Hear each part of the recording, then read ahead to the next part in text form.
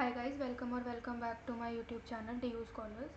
तो गाइस, हमने अभी रिसेंटली मैंने जो वीडियो अपलोड करी थी उसमें हमने थर्ड चैप्टर कंप्लीट कर लिया था। थर्ड यूनिट कंप्लीट कर लिया था, जिसमें हमने इंट्रोडक्शन ऑफ आर के बारे में बात करी। सारे उसके जो भी थ्योरी पोर्शन था वो कवर हो चुका है। उसके बेसिस पे जो मैंने थ्योरी क्वेश्चन आपको भेजे हैं, आप एक बार उसको सॉल्व आउट ज़रूर कर लेना। और अभी हम स्टार्ट करेंगे नेक्स्ट चैप्टर, यूनिट 4 का डेटा स्ट्रक्चर्स चैप्टर है। उसके बाद इसके बाद जो चैप्टर है that is descriptive stats and predictive analysis, वो मैं इकट्ठा करूँगी एक वीडियो में। अभी डेटा स्ट्रक्चर्स कर लेते हैं बिकॉज ये थोड़ा लेंथी चैप्टर है as compared to descriptives and अपना लास्ट वाला प्रेडिक्टिव एनालिसिस। तो will be covering this chapter data structures in this video. पहले I have recorded this video, बस उसमें भी ऑडियो का इशू आ रहा था, दैट्स वाई फिर से ये डिले हो रहा है। I am really sorry for that, but now I'll be recording from here, so I hope it will be comfortable to you as well. So data structures का जो चैप्टर है, इसका बेसिक थोड़ा सा आइडिया मैंने आपको प्रैक्टिकल के साथ भी दिया था। दैट मीन्स कि डेटा स्ट्रक्चर्स का मतलब क्या होता है और इसके जो वेक्टर्स, मैट्रिसेस, लिस्ट और जिसके टाइप्स होते हैं, majorly 6 types of data structures are there in R. तो वो 6 टाइप्स हमने प्रैक्टिकल में सॉल्व आउट किए थे, उसके बारे में भी हम डिस्कशन करेंगे। तो डेटा स्ट्रक्चर का बेसिक मीनिंग होता है कि डेटा को आप स्टोर कैसे कर रहे हो। जो आपका डेटा है वो चाहे कैरेक्टर की फॉर्म में हो, लॉजिकल हो या फिर न्यूमेरिक डेटा हो, कोई भी डेटा टाइप है, उसको आप स्टोर कैसे कर रहे हो। वेक्टर्स की फॉर्म में कर रहे हो, मैट्रिसेस की फॉर्म में कर रहे हो, लिस्ट की फॉर्म में कर रहे हो, डेटा फ्रेम्स की फॉर्म में कर रहे हो। वो हम कैसे करते हैं वो हमने प्रैक्टिकल में देखा था। अब इसके बारे में जो उसकी थ्योरी पेपर में जो आपने लिखना क्या है, that will be seeing in this video. तो मेजरली हमने जो प्रैक्टिकल पोर्शन में कवर किया था that was vectors, matrices, list and data frames, conditional formatting, conditional and control flows, मतलब कंडीशनल स्टेटमेंट्स, लूप्स, है ना। और हमने फैक्टर्स और apply family, this was not covered in practical video. तो इसमें आई बी कवरिंग मेजरली इस पर थोड़ा ज़्यादा फोकस होगा बिकॉज बाकी सारा मैंने उसका इंटरप्रिटेशन मैंने आपको प्रैक्टिकल के साथ साथ भी बताया था। तो इसमें थोड़ा सा मैं टचअप करते चलूँगी ताकि आपका सारा एक वीडियो में यूनिट कंप्लीट हो जाए, ठीक है। तो लेट्स स्टार्ट। पहले तो इन्होंने इंट्रोडक्शन के पोर्शन में बताया कि डेटा स्ट्रक्चर का मतलब क्या होता है। So it basically represents a blueprint that indicates how the data is arranged and store in R, right. So design of any structure is deliberate and it allows data access to manipulation and certain structured way, मतलब जिस type का आपका data होगा उस हिसाब से आपका data structure differ कर सकता है। मेजरली 2 टाइप्स ऑफ डेटा होते हैं, वह होमोजेनस एंड हेट्रोजेनस, जो यहाँ पर भी लिखे हैं। तो जो वेक्टर्स, मैट्रिसेस और एरेज होते हैं, these 3 are majorly type of data structure जिसमें होमोजेनस डेटा ही आता है। होमोजेनस मतलब एक टाइप का डेटा आता है, मतलब अगर if you are making up data into data, storing your data structure as for example numeric data है आपका, तो उसको आप सिर्फ वेक्टर्स में स्टोर कर सकते हो क्योंकि वो होमोजेनस है। बट अगर आपका डेटा ऐसा है जिसमें कैरेक्टर भी है, न्यूमेरिक भी है और ट्रू फॉल्स मतलब लॉजिकल वाला डेटा टाइप भी है, then you have to go for something which can store the heterogeneous data, for example list, factors and data frames. ये टाइप के जो डेटा स्ट्रक्चर्स होते हैं इसमें हेट्रोजेनस डेटा आता है, मतलब एक टाइप का डेटा नहीं भी होगा तब भी वो उसको चीज़ को स्टोर कर सकते हैं। जैसे हमने डेटा फ्रेम्स बनाते हुए देखा था कि हमारी हेडिंग्स वर करेक्टर्स एंड जो हमारा डेटा उसमें इनपुट कर रहे थे तब हमने उसमें न्यूमेरिक डेटा इनपुट किया था। तो उसमें 2 टाइप के डेटा स्टोर भी हो रहे थे क्योंकि वो डेटा फ्रेम था, उसमें हेट्रोजेनस डेटा आ सकता है, ठीक है। तो उन्होंने यहीं पे बोला है that are offer 6 key data structures to work with, that is vectors, matrices, arrays, list, factors and data frames, ठीक है। इसमें मैंने आपको ये बताया कि हमने 4 प्रैक्टिकल में कर लिए थे, बट हमने बाकी के जो 2 थे वो प्रैक्टिकल में नहीं किए थे, फैक्टर्स एंड एरेज, ठीक है। तो टॉकिंग अबाउट ये मैंने आपको बता दिया होमोजेनस एंड हेट्रोजेनस के बारे में, ये वही लिखा है। तो टॉकिंग अबाउट वेक्टर, सबसे पहला data structure is vectors. So vector is basically very basic data structure जिसमें हम सिंगल मतलब कि वन डायमेंशनल डेटा को स्टोर करते हैं। वन डायमेंशनल कैसा भी हो सकता है, या तो न्यूमेरिक हो सकता है, कैरेक्टर हो सकता है, लॉजिकल हो सकता है, कैसा सा भी हो सकता है। जैसे मैंने आपको प्रैक्टिकल में बताया था कि हम कोई वेक्टर का एक नेम देते हैं और उसको असाइनमेंट ऑपरेशन देते हैं, उसके बाद भी write c as a concatenate function and उसके बाद ब्रैकेट ओपन करके भी write a list of numbers, a list of characters और अ लॉजिकल ऑपरेशन, है ना। सो उसको कैसे हम प्रोवाइड करते हैं, that thing, this one dimensional thing is called vector, ठीक है। ये यहाँ पे इन्होंने बोला that it is use to store multiple values having same type is called modes. मतलब ये जो हम वैल्यूज एक एक दे रहे हैं that each element is called mode, और इसको स्टोर करना is called vector. It is a one dimensional, it is a one dimensional, can hold a numeric, character or logical or other values, but all the values must have a same mode, मतलब same type की होनी चाहिए, homogeneous होनी चाहिए। vectors are fundamental to R, hence most of the operations are performed on vectors। various types of vectors are shown below। कौन कौन से vectors होते हैं? ये सारे होते हैं numeric, integer, character, logical, complex and raw vector। ये मैंने एनोटेशन एक्चुअली सब मैं पहले एक बार रिकॉर्ड कर चुकी हूँ, दैट्स वाई इस पे सारा एनोटेटेड है ऑलरेडी। तो अगर आपको थोड़ा दिक्कत हो रहा था, I am really sorry for that, but मैं आपको जैसे बोल रही हूँ, यू विल बी अंडरस्टैंडिंग कि वहाँ पर क्या एक्सप्लेन किया जा रहा है, ठीक है। तो न्यूमेरिक वेक्टर, जैसे हम नंबर जब सॉल्व करते हैं तो हम नंबर स्टोर करते हैं तो हम ऐसा वेक्टर बनाते हैं, ये पॉइंट्स में लिखा है बट आप नॉर्मल भी बना सकते हो। इंटीजर वेक्टर्स में हम ऐसे डेटा स्टोर करते हैं। कैरेक्टर वेक्टर में वी राइट कोटेशन मार्क्स में, जैसे हमने लिस्ट के टाइम पे बनाया था। लॉजिकल वेक्टर में बूलियन ऑपरेशंस आते हैं जैसे true and false. Complex number में हम रियल एंड इमेजिनरी नंबर्स दोनों लिखते हैं, वो ऐसा हमने बनाया कि नहीं देखा, बट कॉम्प्लेक्स वेक्टर्स भी बना सकते हैं। Then comes the raw vector.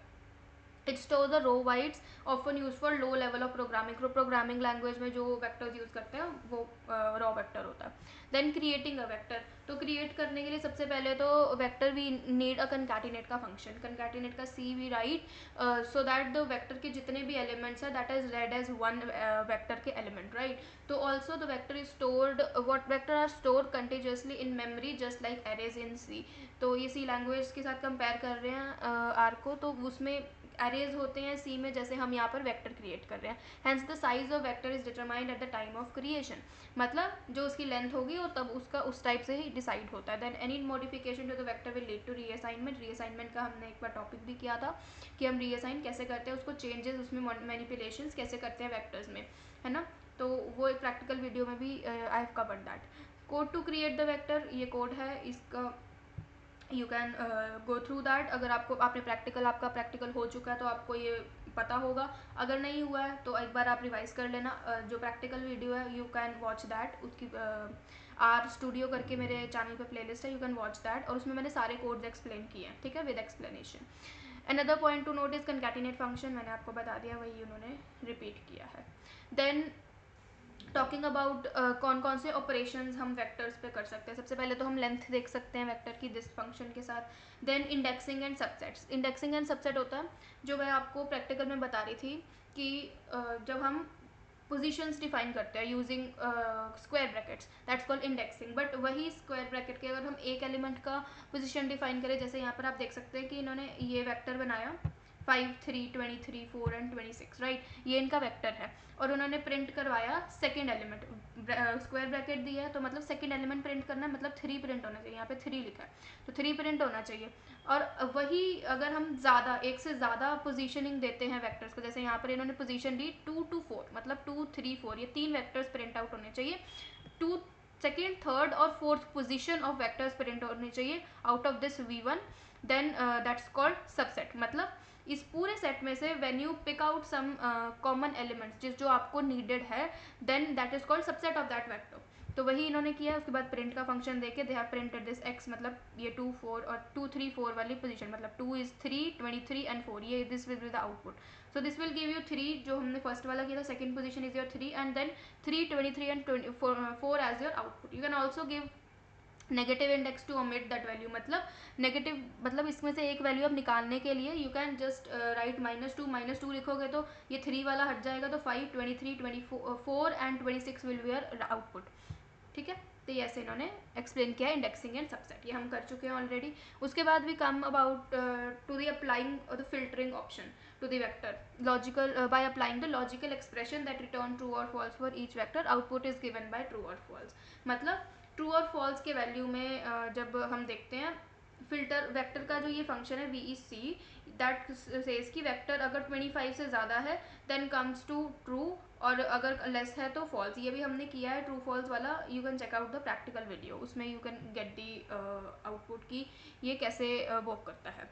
Then comes the element wise operation, मतलब कोई स्केलर नंबर से पर एलिमेंट को हम हर एक एलिमेंट ऑफ वेक्टर को एक नंबर से ऑपरेशन उसके साथ लगाते हैं, मतलब प्लस करते हैं कोई एक scalar number two each element of the vector, minus करते हैं, मल्टीप्लाई करते हैं, राइट दैट। सो ये डिवीजन के लिए एप्लीकेबल ज़्यादातर नहीं होता, प्लस माइनस एंड मल्टीप्लाई के लिए होता है। देन उसके बाद एक तो ये अरिथमेटिक ऑपरेशंस हम इसके ऊपर कर सकते हैं, लॉजिकल ऑपरेशंस कर सकते हैं, रिलेशनल ऑपरेशंस कर सकते हैं। ये तीनों चारों जो ऑपरेशंस होते हैं ये मैंने आपको भी 3rd चैप्टर वाले वीडियो में एक्सप्लेन किया है। I think you must have been watch that, ठीक है। तो various operators are already discuss in lesson 3, वही मैं आपको बता रही हूँ। And then comes the vectorized functions. कौन कौन से फंक्शंस हैं जो आर में बिल्ट इन फंक्शंस हैं जो आप वेक्टर्स पे अप्लाई कर सकते हो। पहला is sum, then is mean, maximum, minimum, length, sort, unique. ये सारे फंक्शंस हम प्रैक्टिकल में कवर कर चुके हैं और इसका बाय वर्ड ही दैट इज लिटरल मीनिंग है सम के लिए summing of all the elements of vector, and then come the mean निकालना, मैक्स, मिनिमम वैल्यू, ऐसे है, ठीक है। Then combining and modifying the vectors, मतलब कंबाइनिंग एंड मॉडिफाइंग मतलब कि जो दो वेक्टर्स हैं उनको कंबाइन करना या उनको एक न्यू वेक्टर के फॉर्म में प्रेजेंट करना। जैसे कंकैटिनेट का फंक्शन है, मतलब दो वेक्टर्स को इकट्ठा करना, मतलब ये concatenate of 1 and 2, concatenate of 3 and 4, और इसका पूरा कंकैटिनेट विल लीड्स टू 1 2 3 4 का full sequence, that will be this will be our result, है ना। तो ये ऐसे वो करता है कंकैटिनेट, मैंने आपको बता दिया कंकैटिनेट वेक्टर्स का भी हो सकता है, कंकैटिनेट आप किसी के आगे भी लगाओगे उसको एज अ वन वो आर रीड करेगा, राइट। देन अपेंड का फंक्शन भी हमने यूज़ किया था व्हाइल क्रिएटिंग द लिस्ट, जब हमने न्यू एलिमेंट्स को ऐड करवाया था using the append function, right. तो यहाँ पर ऐसे अपेंड का फंक्शन यूज होता है कि जो ऑलरेडी हमारा ऑलरेडी लिस्ट है उसको हम मॉडिफाई करवाना चाहते हैं, पहले लिस्ट का रेफरेंस देंगे बाय कंकैटिनेटिंग दिस अदर वैल्यू, और जिसके हम बाद में लिख देते हैं, वो अपेंड का फंक्शन वो उसमें इंटीग्रेट हो जाता है, जो न्यू वैल्यू आपने दी होगी वो ऑलरेडी में एग्जिस्टिंग में एड ऑन या सब्ट्रैक्ट जो भी आपने किया होगा वो हो जाएगा। Then comes the repeat value. Repeat value मतलब रिपीट का फंक्शन हमने ये नहीं किया था, let me explain you. REP function होता है रिपीट का, जो कहता है कि जैसे यहाँ पर इन्होंने REP फंक्शन लगाया, कंकैटिनेट किया है 1 और 2 को, मतलब 1 और 2 का आपने आउटपुट देना है कितने टाइम्स, टाइम्स इज 3 टाइम्स, मतलब इसको 1 और 2 को 3 टाइम्स रिपीट करना है। तो इसका आउटपुट क्या है 1 2 1 2 1 2, ऐसे इन्होंने आउटपुट दे दिया, रिजल्ट दे दिया। उसके बाद जनरेटिंग द सीक्वेंस, सीक्वेंसेस हमने कॉलन की फॉर्म में की थी कि 1 to 5 when you write giving a variable का name and you write 1 colon 5, then it will give you sequence from 1 to 5। बस इसमें एक और एडिशन हो सकता है कि यहाँ पर सीक्वेंस का जब फंक्शन लगाओगे तो वो आपको स्टार्टिंग पॉइंट और एंड पॉइंट देगा, और अगर आपको डिफरेंस देना है तो वो भी आप दे सकते हो। जैसे यहाँ पर फ्रॉम इज इक्वल टू 1 मतलब 1 से स्टार्ट होगा, टू 5 मतलब 5 तक जाएगा, by is equal to 2, by का मतलब होता है स्किपिंग दैट नंबर, मतलब स्किपिंग 2 नंबर। तो बाय हम लगाएंगे तो 1 के बाद 2 आना चाहिए, वो उसने स्किप किया, 3 आना है, 3 के बाद 4 आना चाहिए, वो स्किप किया, उसके बाद 5 आया, तो skipping the second number will lead to the other answer. तो बाय 3 भी लिख सकते हो, बाय 5 भी लिख सकते हो, जो भी आपका सीक्वेंस के अकॉर्डिंग आपका फिट बैठ रहा है डिफरेंस, वो आप लिखकर सीक्वेंस का फंक्शन लगा सकते हो। So one important point while applying operation to vectors is that operation require both the vectors to be of same length. Mind that जब आप कोई भी ऑपरेशन किसी भी वेक्टर पे लगा रहे हैं तो उसका जो लेंथ है दोनों वेक्टर्स का, जैसे फर्स्ट एलिमेंट का फर्स्ट वेक्टर का जो लेंथ है इट इज़ 3, और सेकेंड वेक्टर का अगर 5 है, तो that function will not be that effective अगर आप दोनों को सेम लेंथ पे रखते हो। लेंथ का फंक्शन आप ऊपर देखा था आपने, लेंथ का फंक्शन वो चेक कर सकते हो, वो लगा के आप चेक कर सकते हो कि लेंथ क्या है। जैसे यहाँ पर इन्होंने 5 एलिमेंट्स का वेक्टर बनाया और लेंथ v1 को जब चेकआउट किया तो this will return 5 as output, क्योंकि इसमें 5 एलिमेंट्स हैं। तो 5 अगर ऐसा ही वेक्टर सेकंड बना रहे हो आप, दोनों पे लेंथ शुड बी सेम, तभी आपका ऑपरेशन लगेगा। वरना क्या होगा, अगर आप डिफरेंट मिसमैच लेंथ का लगाओगे तो आपका जो शॉर्टर वन है, मतलब अगर 3 और 5 अगर एग्जांपल में ले रहे, फर्स्ट वेक्टर की लेंथ 3 है, सेकंड वेक्टर की लेंथ 5 है, तो जो 3 वाला जो कॉमन वाला होगा उस पर फंक्शन लग जाएगा, और जो बाकी के एक्स्ट्रा एलिमेंट्स होंगे उस पर फंक्शन ऑपरेट नहीं करेगा, ठीक है। तो इधर इन्होंने एक एग्जांपल भी दिया कि अगर ये 3 वाला वेक्टर है, एक 5 वाला वेक्टर को आप ऐड कर रहे हो, ऑपरेशन ऑफ एडिशन लगा रहे हो, तो उन्होंने पहले तो वार्निंग मैसेज आ जाएगा कि आपकी लेंथ सेम नहीं है, बट उसके बाद इफ़ यू रन दैट कैसे भी, तो जो 3 है यहाँ तक ऐड हो जाएगा, this 7 and 8 won't come into the picture, तो वो इग्नोर हो जाएगा, ठीक है। ऐसे ऑपरेशन ऑफ वेक्टर्स पे भी वी कैन वर्क ऑन। उसके बाद talking about the miscellaneous functions, ये अदर मिसलेनियस फंक्शन है, you may read out that, थोड़े सिंपल ही है, लेस ऑफ यूज है, तो that's why I am not covering on that much. Then you can apply this function directly to entire vectors by passing loop और making codes that are more efficient and concise, ठीक है। उसके बाद यहाँ पर हमारा वेक्टर्स का discussion over होता है। उसके बाद we'll move towards the matrices. So matrices क्या होता है, matrices enhanced form of vector ही होते हैं। फॉर एग्जाम्पल मैट्रिसेस जिसको हम पहले सॉरी वेक्टर्स जो हम पहले भी बात कर रहे थे, उसमें वी विल टॉकिंग कि वन डिमेंशनल होमोजेनस एलिमेंट्स को we write together that forms the vector. वही अगर टू डिमेंशनल हो जाएगा of homogeneous elements only, that is called vector, right. तो अगर उसमें रोज एंड कॉलम्स आ जाएंगे हमारे of homogeneous data type only, then that structure, that data structure is known as matrices, right। यही मैंने यहाँ पे लिखा है that vectors are one dimensional, matrices are two dimensional, an array that is the advanced form of matrices that contains more than two dimensional, मतलब homogeneous data होगा but two dimensional से हमें ज़्यादा कॉलम्स चाहिए, ज़्यादा रोज चाहिए, that won't be yet don't be we can't call it as a data frame because उसमें homogeneous ही होगा। data frame में heterogeneous data होता है, उसमें यू कांट कंपेयर कि एरे और डेटा फ्रेम तो फिर सेम हो जाएगा, you know it is not same because array में होमोजेनस डेटा होता है और उसमें मोर देन टू डिमेंशन होते हैं। और अगर हम डेटा फ्रेम की बात करें दैट इज टेबल, उसमें हेट्रोजेनस डेटा होता है और डिमेंशन तो उसके जितने भी हो सकते हैं आप बना सकते हो, वो कोई दिक्कत नहीं है, मोर देन टू ही होते हैं generally. Then talking about matrices are also homogeneous, don't mix up one और two column matrices with vectors और दे आर नॉट सेम। मतलब अगर किसी मैट्रिक्स में वन रो वन कॉलम है तो दैट यू कैंट से कि वो वेक्टर है, कि वो one dimensional, no, because row and column है तो that is two dimensional only, और बिना रो और कॉलम के मैट्रिसेस फॉर्म नहीं हो सकते, right. So matrices are actually special type of broader concept is called arrays, वही मैंने आपको एक्सप्लेन कर दिया, मोर देन टू डिमेंशंस को हम एरेज बोल देते हैं। जैसे थ्री डायमेंशनल एरे होते हैं उसमें तीन चीज़ आ जाती है, रोज कॉलम्स एंड लेयर्स, ठीक है। तो उसका मैट्रिक्स क्रिएशन का फंक्शन है वो हमने प्रैक्टिकल में देख लिया था कैसे। जैसे ये मैट्रिक्स का फंक्शन है, जिसमें बोला उन्होंने 1 to 12 सीक्वेंस, ये दिस इज कॉलन, तो उसमें सीक्वेंस है 1 to 12 की सीक्वेंस का मैट्रिक्स बनाओ बाय 3 रोज एंड 4 कॉलम्स, तो ये ऐसे बन जाएगा इनका ये 3 कॉलम्स 4 कॉलम्स एंड 3 रोज का मैट्रिसेस बन गया 1 2 3 4 5 6। ये मैंने आपको बताया था by column, by default by column arrange होता है, मगर अगर आपको रो में चाहिए तो आपको by row is equal to true करके मैट्रिक्स का फंक्शन लगाना पड़ता है ताकि वो रोज के अकॉर्डिंग अरेंज हो जाए, राइट। उसके बाद R bind and C bind का फंक्शन है जिसमें आप न्यू रो और न्यू कॉलम ऐड आउट कर सकते हैं टू द एग्जिस्टिंग मैट्रिक्स, वो हमने प्रैक्टिकल में भी करके देखा था, राइट। उसके बाद डिलीट भी कर सकते हैं जब आप आगे वाला जो पोर्शन होता है जब आपको माइनस करना है तो give the positional bracket and then just minus लिखेंगे, तो ये रहा मैट्रिक्स में पहले रो आता है देन कॉलम आता है। इफ़ यू राइट मैट्रिक्स -2, -3 तो मतलब second row and third column will be deleted from your matrix, right. पहले आपको मैट्रिक्स का फंक्शन जो आपकी ओरिजिनल मैट्रिक्स है उसका रेफरेंस देना पड़ता है, ठीक है। उसके बाद several operation for matrix including addition, multiplication और scalar operations. Addition is simple, multiplication minus and scalar multiplication is different. Matrix multiplication is something that I was talking about पहले भी फ्रॉम वेरी स्टार्ट की, it is very important and it is quite difficult to do matrix multiplication in R because आपको एक चीज़ देखनी पड़ती है that matrix multiplication के लिए that number of rows of first matrix should be equal to the number of columns of the second matrix, right. अगर वो चीज़ fulfil नहीं होती है तो आपका जो आंसर आएगा from the matrix multiplication that would not be correct. ये चीज़ हमने प्रैक्टिकल में सॉल्व आउट करके भी देखी थी, राइट। तो यही चीज़ इन्होंने यहाँ पर भी एक्सप्लेन की है कि आपको मैट्रिक्स मल्टीप्लिकेशन कैसे करना है।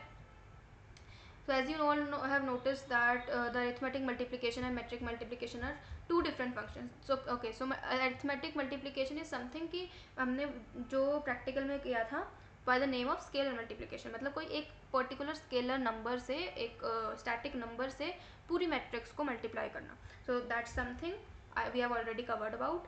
देन उसके बाद ये इन्होंने एग्जाम्पल के फॉर्म में दिया है. देन लॉजिकल क्राइटेरिया से by row is equal to true करके मैंने आपको बता दिया. ये वाला मतलब बाय रो आपको अगर अपने मैट्रिक्स को अरेंज करना, by default it is column wise arranged. Then talking about arrays, so arrays are more useful for organizing and manipulating data that are having more than two axes, such as 3D spatial data or multi-dimensional experimental results, right? तो ये हमने array creation का ये देखा है, इसमें dimensions and all होता है. हमने सिर्फ ये थ्योरी के लिए कवर करना है, हमने प्रैक्टिकल के लिए नहीं किया था. तो एरे का आपको सिर्फ कॉन्सेप्ट पता होना चाहिए that they are two dimensional, they hold homogeneous data and they are advanced form of matrices only and they contains dimensions also. So these 3-4 points you have to keep in mind, and this is the array का function with arguments, data, dimensions and dimension name shown in this video. बस आपको ये array का function याद रखना है. that array पहले आप डेटा का वो देते हो जैसे हम मैट्रिक्स में देते हो, उसके बाद डिमेंशंस देते हो. डिमेंशंस अगर 3 डायमेंशनल बनाना है आपने तो 3-3-2 का आप कर दोगे. तो इसका क्या मतलब होगा कि 3-3-2 का इट इज़ गिवन कि यहाँ पर ही इट इज़ रिटर्न की 3-3-2 is 3 columns 3 rows and 3 levels. अब it's something like that. And उस हिसाब से आपका मैट्रिक्स मल्टीप्लिकेशन सॉरी एरे का फॉर्मेशन हो जाएगा. ठीक है. Same manner that we also name the dimension. Dimension का नेम भी आप दे सकते हो जैसे आप डेटा फ्रेम में देते हैं. ठीक है. और रीशेप भी कर सकते हो. यहाँ पर आपका मैट्रिसेस भी ओवर होता है. Now coming to the next data structure that is list. तो लिस्ट हमको पता है that it contains the heterogeneous data in one dimension.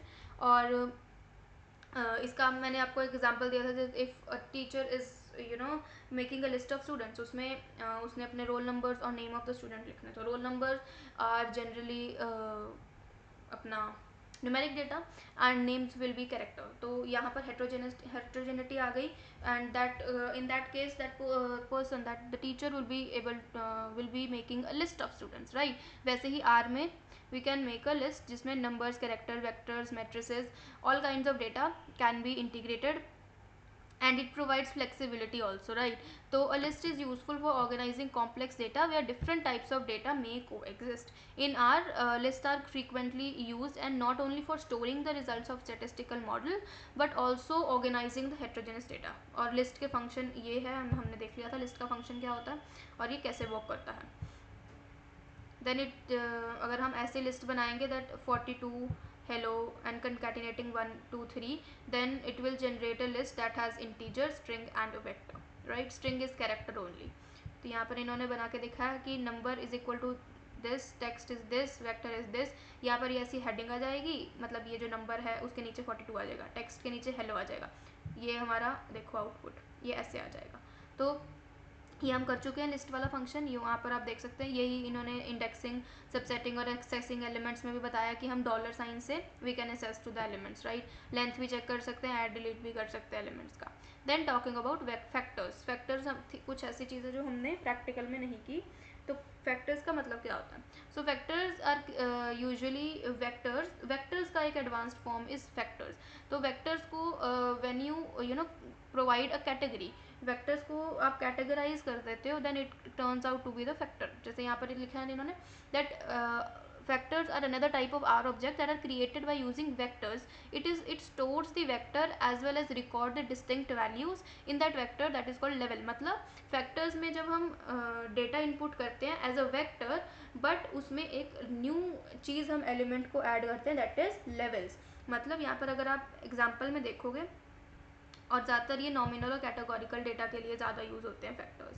अगर आप इसमें एग्जांपल में देखोगे कि इन्होंने एक वेक्टर बनाया है 5 12 13 और ये सब कुछ, और उसके बाद इन्होंने फैक्टर की कमांड दी है कि ये वाला जो वेक्टर है कन्वर्टेड इनटू फैक्टर, और हमने उसको लेवल वो अपने आप आइडेंटिफाई करेगा कि इसमें 3 लेवल बन रहे हैं 5 12 एंड 13. ठीक है. तो इन्होंने उस हिसाब से अरेंज कर दिया, और इसमें लेवल्स इट विल गिव, ये आउटपुट है levels 5 12 13, R will interpret that.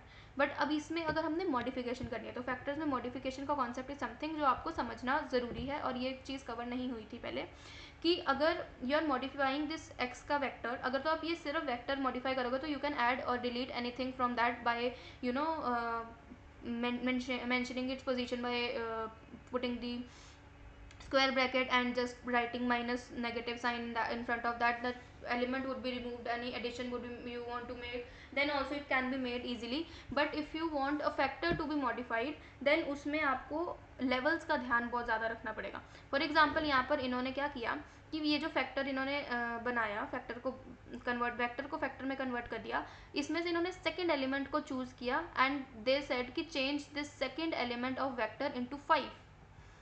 ये मतलब चाहते हैं कि 5 के बाद जो 12 आ रहा है, इस 12 की जगह 5 आ जाए. तो इन्होंने जब इसको रन किया तो प्रिंट में हमें 5 दिख गया. बट वहीं अगर इन्होंने ये चाहते हैं कि इस 12 की जगह 5 की जगह, जहाँ इन्होंने 5 इनपुट किया इसकी जगह 15 आ जाए, then it is not possible, and the you know our R would be giving a warning message कि we can't input 15 as at this place because levels are only 5, 12 and 13. मतलब वो level से बाहर जाकर work नहीं कर सकता. Then a warning message will be there and a not applicable method point is generated right here, जहाँ पर आपने उसको गलत input दिया, right. तो अगर लेवल्स 5, 12, 13 हैं, तो अगर आप उसके अलावा कोई और मैसेज इनपुट वैल्यू इनपुट देना चाहते हो, then it won't occur, because उसके लिए you have to change the levels only. जैसे अब नेक्स्ट में इन्होंने मॉडिफिकेशन में लेवल्स को ही फैक्टर में जब उन्होंने अपने वेक्टर को बनाया, then only they gave levels का चेंज दैट कनकैटिनेट करके 5, 12, 13 के साथ ऐड 67. अगर यहाँ पर चलो 67 छोड़ो, 15 ही ऐड कर लो क्योंकि हम 15 के साथ वर्क कर रहे थे. तो अगर आप 67 की जगह 15 लेवल्स में ही एडिशन कर दोगे, then that factor can be changed to that new value, right. यही चीज़ इन्होंने बोली है यहाँ पर, इन्होंने यही चीज़ एक्सप्लेन करी है, ठीक है. तो thus illegal values can not be assign to the vector, यही चीज़ इन्होंने बहुत क्लियरली मेंशन करी है दैट ये जो एक्स्ट्रा वैल्यूज़ हैं that are called illegal values can not be assign to that vector. उसके बाद दो कॉमनली यूज्ड फंक्शन है जो फैक्टर्स में यूज होते हैं, that is split and by का फंक्शन. तो स्प्लिट बाय नेम ही पता लग रहा है that we divide the object on base of some category और सम बेसिस, राइट. और बाय इज समथिंग जिसपे हम ऑपरेशंस लर्न करते हैं. जैसे स्प्लिट और बाय ना एक फ्लो में चलते हैं. जैसे जो स्प्लिट का फंक्शन है, व्हेन वी यूज स्प्लिट का फंक्शन इन फैक्टर्स, तो वो एक कैटेगरी के अकॉर्डिंग आपके वेक्टर को जो फैक्टर में कन्वर्ट हो चुका है उसको एक कैटेगरी के अंडर समराइज कर देगा. और वहीं जो बाय का फंक्शन है वो इसके बाद यूज़ होता है कि आपने कैटेगरीज में फैक्टर को डिवाइड कर दिया, उसके बाद उस पर्टिकुलर किसी कैटेगरी पे you want to run a function और you want to run a some operation. जैसे कोई आपने उसका मीन निकालना है, कोई मीडियन निकालना है, कोई मिनिमम मैक्सिमम वैल्यू निकालनी है उस पर्टिकुलर कैटेगरी में से जो आपने फैक्टर में क्रिएट करी है, then you use the by function, right. तो यही चीज़ इन्होंने बोला है कि grouping, when you do the grouping of factor, then it is called the split value. जैसे इन्होंने यहाँ पर ग्रुपिंग दे दी है, पहले इन्होंने वेक्टर क्रिएट किया, उसके बाद ग्रुपिंग दे दी कि फर्स्ट वाला है वो ए में जाएगा, सेकेंड वाला बी में जाएगा, थर्ड वाला ए में जाएगा, और ऐसे इन्होंने ए बी सी की ग्रुपिंग दे दी. उसके बाद उन्होंने स्प्लिट फंक्शन लगाया that split this data into this groups. ये वाले डेटा को ये वाले ग्रुप्स में डिवाइड करो, मतलब कैटेगराइज करो. तो उनका आंसर क्या आया, ये कंसोल में इनका आउटपुट आ जाएगा कि ए में ये दो वैल्यूज़ हैं, बी में ये दो वैल्यूज़ है, सी में ये दो वैल्यूज़ है, राइट. तो दिस इज स्प्लिट का फंक्शन. अब वही स्प्लिट के फंक्शन पे मतलब किसी एक category, for example A category पे यू वांट कि आपका मीन का फंक्शन रन आउट हो, कि मतलब इन दो वैल्यूज़ का मीन कैलकुलेट हो as per the factor, then you use the by function. The by function is used to apply a function to subset of a data. मतलब ये जो हमने सबसेट क्रिएट किया by creating the categories, उस पे you want to run some function or some operation, then you use the by का function, right. तो उन्होंने यहाँ पर जैसे वेक्टर क्रिएट किया, ग्रुप्स में डिवाइड किया, then you use the by का फंक्शन, क्रिएट जैसे हमने डेटा और ग्रुप्स करा, and then write the mean, मतलब मीन कैलकुलेट करो इनका. फर्स्ट ग्रुप का मीन निकाल दिया, सेकंड का निकाल दिया, थर्ड का निकाल दिया, दैट्स फैक्टर्स का बाय का फंक्शन. ये इन्होंने यहाँ पर समराइज कर दिया. You may read this that the split function splits into subsets, and the by function is used when you want to apply a function or operation on that subset created by split function, right. Now talking about next data structure, that is data frames. Data frames is something that we talked about in our practical video also, that data frame is something like table. जो हम Excel और अपनी spreadsheets में create करते हैं by using rows and columns of heterogeneous data. It is usually two dimensional and can be more than two dimensional as well, and stores a tabular data structure in a tabular format, right, where column can store data of various types, and even rows can have the observation or the record. Data frames are very flexible and allows easy access to subsets and modification and application to function across the columns and the rows. They are creating using this function, ये हमने देखा data.frame का function, and it keeps the integrity of data intact. It's very important कि उसका जो actual essence है of data is not lost. ठीक है, उसके बाद यही इन्होंने बताया दैट इजी इंटरप्रिटेशन हो जाती है। और डेटा फ्रेम का ये फंक्शन है, हम पहले हेडिंग देते हैं, then we put in concatenate का function, and then we write the entries over there. तो जैसे इन्होंने यहाँ पे पहले हेडिंग दी नेम की, उसमें कंकैटिनेट का फंक्शन लगाया, और उसके बाद इन्होंने कोटेशन में सारे नेम्स जो भी एंट्रीज थी नेम के अंडर वो इन्होंने फिल आउट कर दी। ऐसे ही एज हमने बनाया था, और फिर डेटा फ्रेम में भी वो नेम एज, और अगर आपने ये अलग से वेक्टर्स बना के करना वैसे कर लो, अगर आपने यहीं पर देना है then also you can do that. Strings at factors, मतलब उसको फैक्टर्स की तरह नहीं रखना है, keep it as table only. तो it will create your data frame, और table like structure will be created in the console area. वैसे ही एडिंग और डिलीशन भी हो सकता है, सी बाइंड और आर बाइंड का function you can always access to, and वही चीज़ उन्होंने किया। उसके बाद एक्सेसिंग द डेटा, तो आप डॉलर का साइन यूज़ करके यू कैन एक्सेस एनीथिंग, और वही उन्होंने यहाँ पर किया है, that extracting rows of age greater than this and this, तो सबसेट बना के दे फॉर्म दैट। उसके बाद this is something we haven't covered कि how can you handle the missing values in the data frame. अगर कोई missing value है, कोई नॉट एप्लीकेबल का, नॉट अवेलेबल का फंक्शन है, डेटा एंट्री है, तो आप उसको कैसे हैंडल करते हो। तो इसको हम एक बार देख लेते हैं, that if you want any value, कि आप कोई एक कॉलम में कोई एक एन ए वैल्यू आ जाए, तो उसके लिए you function use the function is dot N A, और उसके बाद उसके डेटा फ्रेम का रेफरेंस देके you define the position of your column, and you select the column का हेडर। ठीक है, तो उसमें एन ए जो भी होगा तो वहाँ पर वो चेक करके बता देगा ट्रू फॉल्स के। इसका जो आंसर आता है वो लॉजिकल के फॉर्म में आता है, ट्रू फॉल्स के फॉर्म में, तो वो उसको आप कंसोल में चेकआउट कर सकते हैं। वहाँ पे कहीं पे भी ट्रू होएगा मतलब वो एन ए का वहाँ पर एन ए प्रेजेंट है। ठीक है, उसके बाद check for N A in the entire data frame का डायरेक्ट दे दोगे, अगर किसी कॉलम में करना है तो कॉलम का हेडर दे दोगे, अगर पूरे डेटा फ्रेम में चेक करना है तो पूरे डेटा फ्रेम का रेफरेंस दे दोगे। उसके बाद remove the rows where N A is there, अगर रोज को हटाना है जहाँ पर एन ए है, then you use the function of N A dot omit. ठीक है, तो ये चीज़ थोड़ी सा आप याद रख लेना, इज डॉट एन ए और एन ए डॉट ओमिट। और अगर रिमूव करना है आपको फ्रॉम स्पेसिफिक कॉलम, अगर कॉलम में से रिमूव करना है तो हम एक एक्सक्लामेशन का साइन लगा देते हैं इज डॉट एन ए के आगे, देन उसके बाद हम स्पेसिफाई कर देते हैं पोजीशन, देन उसके बाद आपका एन ए वाला आइडेंटिफाई हो जाएगा, उसके बाद आप उसको डिलीट कर सकते हो। उसके बाद आ जाता है R bind and C bind का फंक्शन, मतलब रो एंड कॉलम को एडिशन करना in the data set, existing data set में। तो you can do that, we have covered this in practical, कैसे हमने किया था, it is already there. And उसके बाद comes the conditional and conditional flow. तो बेसिकली कंडीशनल फ्लोज और कंडीशनल्स क्या होते हैं, कंडीशनल स्टेटमेंट्स ओनली।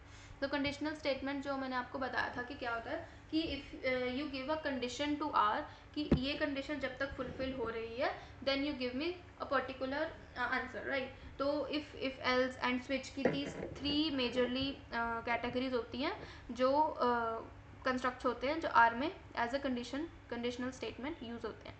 तो इफ़ में तो you give the single criteria और कंडीशन टू बी फुलफिल्ड और not, and then if else में you want to check a particular one second, you want to check multiple or particular instruction to, अगर if यहाँ पर जब if लगाओगे तो आपको true या false में आंसर मिलेगा कि ये फुलफिल हो रही है या नहीं हो रही। if else मतलब आप उसको इंस्ट्रक्शन दे रहे हो, अगर ये फुलफिल हो रही है कंडीशन, अगर ट्रू आंसर आ रहा है तो आपको क्या प्रिंट करना है, अगर फॉल्स आंसर आ रहा है तो आपको क्या प्रिंट करना है, तो वहाँ पर इफ़ एल्स आ जाते हैं। स्विच स्टेटमेंट होती है, और you know a more advanced version of if else, मतलब आप कोई एक ladder of if else you are making, मतलब बहुत ज़्यादा लार्ज डेटा है और उस पर आपको एक एक पे चेक करना पड़ेगा अगर आप इफ़ एल्स से लगाओगे। बट अगर आप स्विच स्टेटमेंट उसकी जगह लगा दोगे तो आपका जो पूरा डेटा सेट है जिसमें आपको इफ़ एल्स की कंडीशन लगानी है वो एक ही बार में चेक हो जाएगा और आपको रिजल्ट उस बेसिस पे दे देगा।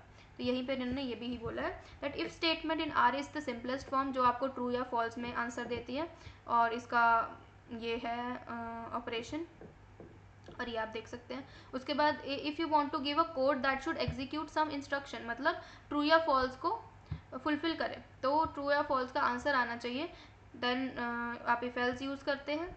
इफ एल्स का डायरेक्ट ऐसे होता है, if boolean of expression, then statement if it is true, and then ऐसे करके बहुत लंबा स्टेटमेंट जाता है।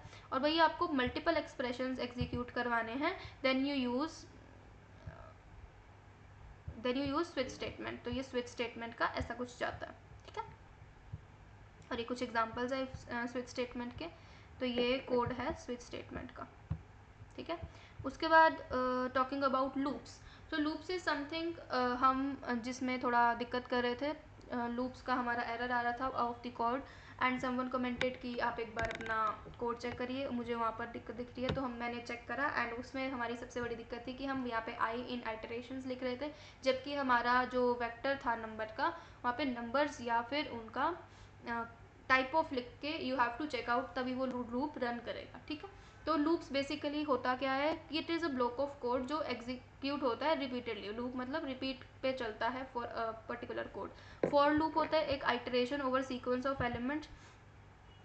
फॉर लूप का फंक्शन होता है एक हमारा वाइल होता है, उसके बाद हमारा नेस्टेड का फंक्शन होता है, एक हमारा ब्रेक स्टेटमेंट। ये चार चीज़ें होती हैं लूप में जो हमने देखनी है। सो फॉर लूप फंक्शन तो it iterates over a sequence of elements, जैसे वेक्टर, लिस्ट और sequence using a loop control variable, ठीक है। अगर while loop we use for matrices and all, तो और ब्रेक स्टेटमेंट के लिए वी यूज़ कोई सा भी स्ट्रक्चर एंड ब्रेक का स्टेटमेंट वी गिव, ठीक है। इसमें इस कोड में we were making a mistake. आप एक बार टैली करके एक बार सही कोड लिख लेना और रन करके देख लेना, राइट। उसके बाद last is R nested loop, जो कॉम्प्लेक्स ऑपरेशंस के लिए यूज़ होता है, जिसमें जैसे टेबल्स वगैरह यू वांट टू मेक, और कुछ ऐसा कुछ बनाना है जो रिपीट पे चले और कोई एक पर्टिकुलर कंडीशन फुलफिल करे, दैट्स नेस्टेड लूप, ठीक है। So the outer loop takes iteration the structure that make sure each pair of values taken by I and J. तो इन्होंने नेस्टेड का एक्सप्लेनेशन दिया।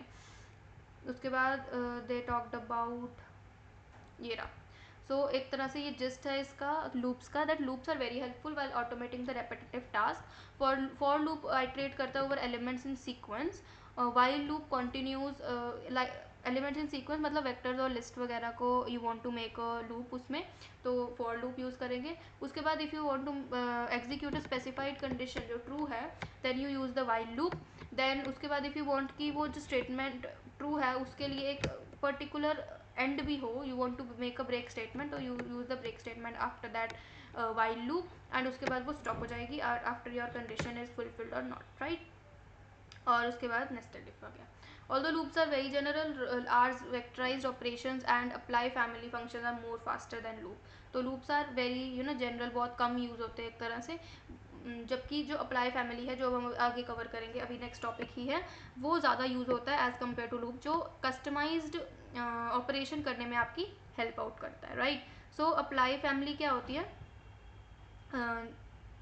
It includes function like apply, L apply, S apply, V apply, T apply, M apply, and R apply.